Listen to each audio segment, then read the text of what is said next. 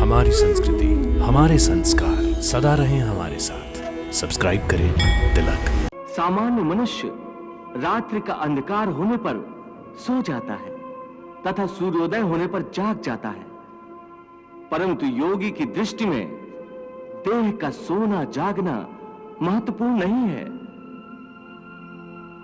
कर्मयोगी ज्ञान के प्रकाश को दिन तथा अज्ञान के अंधकार को ही रात मानता है। पार्थ, विषयों के बारे में अज्ञान रात्रि के अंधकार के समान है। संसारी मनुष्यों की रात्रि के समय अज्ञानी नाशवान सांसारिक सुख उपभोगों में व्यस्त रहते हैं। ज्ञानी और योगी जागते हैं और परमात्मा का चिंतन करते हैं। या निशा सर्वभूतानां तस्यां जागर्ति संयमी यस्यां जागृति भूतानि सा निशा पश्यतो मुनेः।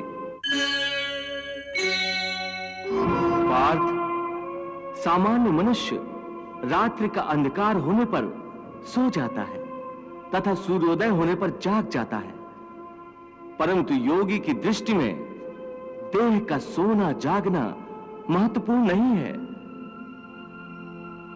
कर्मयोगी ज्ञान के प्रकाश को दिन तथा अज्ञान के अंधकार को ही रात मानता है। पार्थ, विषयों के बारे में अज्ञान रात्रि के अंधकार के समान है। संसारी मनुष्यों की रात्रि के समय अज्ञानी नाशवान सांसारिक सुख उपभोगों में व्यस्त रहते हैं।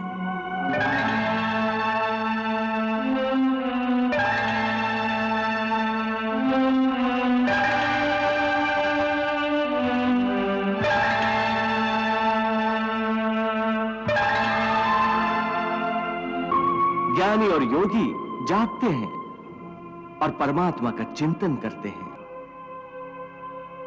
या निशा सर्वभूतानां तस्यां जागर्ति संयमी यस्यां जागृति भूतानि सा निशा पश्यतो मुनेः।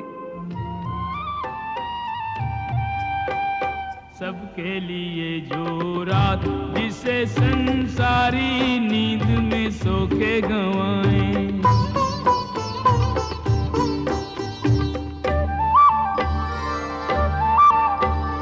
जोगी जन उस रात में जागे, ध्यान धरें और अलख जगाएं।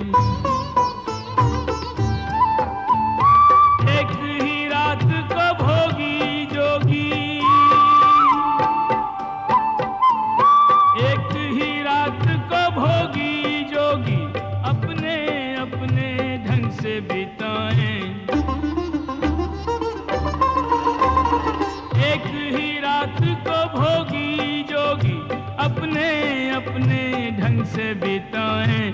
भोगी सोए जोगी जागे, भोगी खोए जोगी पाए। भोगी सोए जोगी जागे, भोगी खोए जोगी पाए।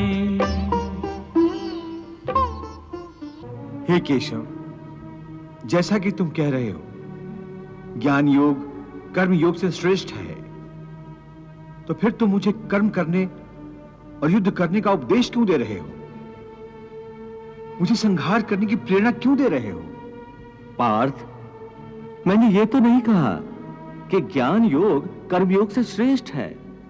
मेरे कहने का अर्थ ये नहीं था। तुम्हें धोखा हुआ है।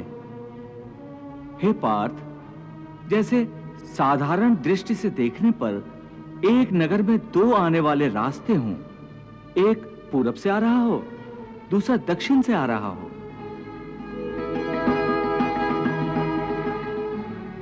परंतु जिस तरह वो दोनों रास्ते अलग अलग दिशाओं से आते हुए एक ही नगर में पहुंचते हैं,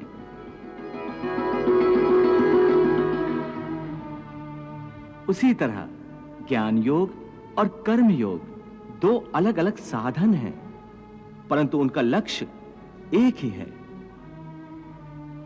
और दोनों मार्गों से साधक ब्रह्म को ही पाता है।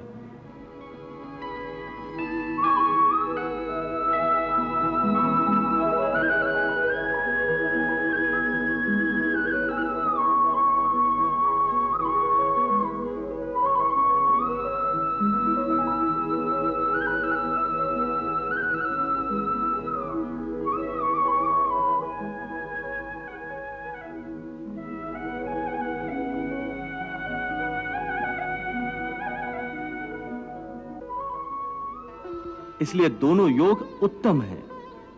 परंतु ज्ञान पर आधारित सांख्य योग की साधना कठिन है।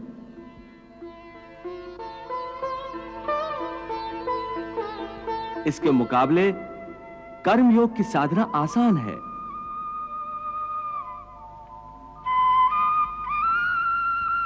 हे अर्जुन, मैंने पूर्व काल में भी इस लोक में रहने वालों के लिए दो प्रकार की निष्ठा कही थी, ज्ञानियों के लिए अथवा सन्यासियों के लिए ज्ञान योग की, और योगियों अर्थात कर्मयोगियों के लिए कर्म योग की। ये दोनों रास्ते प्राणी को भगवान तक ले जाते हैं।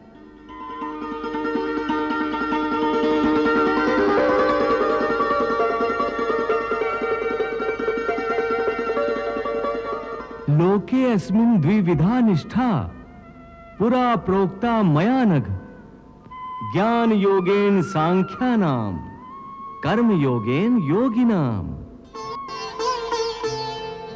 और निष्पाप मैंने सांख्य योग कर्म योग दो प्रकार निष्ठा इस लोक में बताई है। सांख्य योगियों की निष्ठा का आधार ज्ञान योग, निष्ठा योगियों ने कर्म योग ही से पाई है।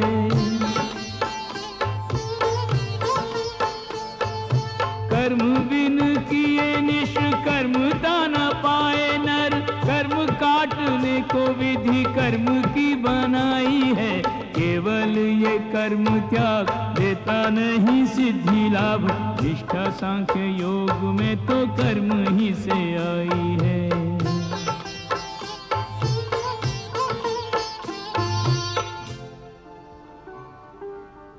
हे महादेव,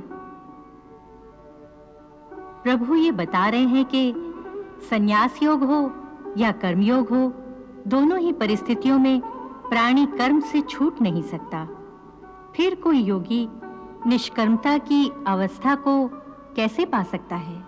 देवी, जब प्राणी अपने समस्त कर्मों को निष्काम भाव के द्वारा मुझ ईश्वर को समर्पित कर देता है, तो ऐसे कर्मों से कोई फल उत्पन्न नहीं होता।